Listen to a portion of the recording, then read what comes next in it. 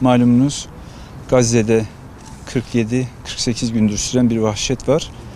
Bununla alakalı Malatya Sivil Toplum Kuruluşları, Malatya Kudüs Kardeşlik Platformu olarak bir araya gelindi.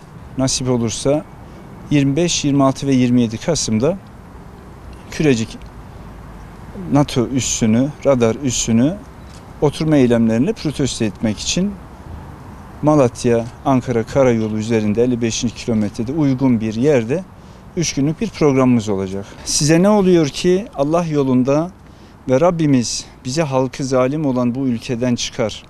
Bize katından bir veli, koruyucu sahip gönder. Bize katından bir yardım eden yolla diyen erkekler, kadınlar ve çocuklardan zayıf bırakılmışlar adına savaşmıyorsunuz. Nisa suresi 75. ayet.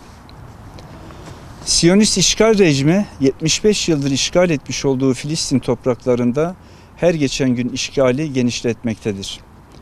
Siyonist çeteler Filistinli kardeşlerimizi alıkoyma, kaçırma, rehin alma, şehit etme, mal, mülk ve arazilerini gasp etmeye devam etmektedir.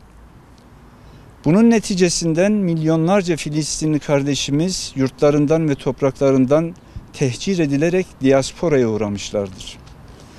Filistin'e yönelik Siyonist çetelerin işlemiş olduğu zulümlerin haddi ve hesabı yoktur. Siyonist rejim 7 Ekim'den bu yana Gazze'de tüm dünyanın gözleri önünde büyük bir soykırım suçu işlemiştir. Siyonistler soykırım suçu işlerken camileri, okulları, hastaneleri, sivil yerleşim yerlerini bombalamış, hiçbir ölçü, kural ve kaide tanımamıştır. Yapılan bu saldırılar neticesinde 22 Kasım tarihi itibariyle Gazze'de 6.000'den fazla çocuk, 4.000'i kadın, 4.532'sinin tamamına yakını silahsız erkeklerden oluşan sağlık çalışanı ve yardım görevlisi savunmasız 14.532 masum insan şehit edilmiştir. Ve yine aynı şekilde Siyonistlerin saldırılarında yıkılan binaların enkazında veya cenazeleri sokaklarda kalan 4.700'den fazlası kadın ve çocuk, 7.000 insan kayıp durumdadır. Siyonistler Gazze'de 47 günde 205 sağlık çalışanı, 25 sivil savunma görevlisini ve 64 gazeteciyi katlederken 35.000'den fazla savunmasız insanı yaralamıştır. Yaralı insanların %75'inden fazlasını kadın ve çocuklar oluşturmuştur. Gazze'de yaşanan bu vahşet ve soykırım basın ve medya aracılığıyla canlı yayınlanmış, tüm dünyanın gözleri önünde insanlığa savaş açılmıştır.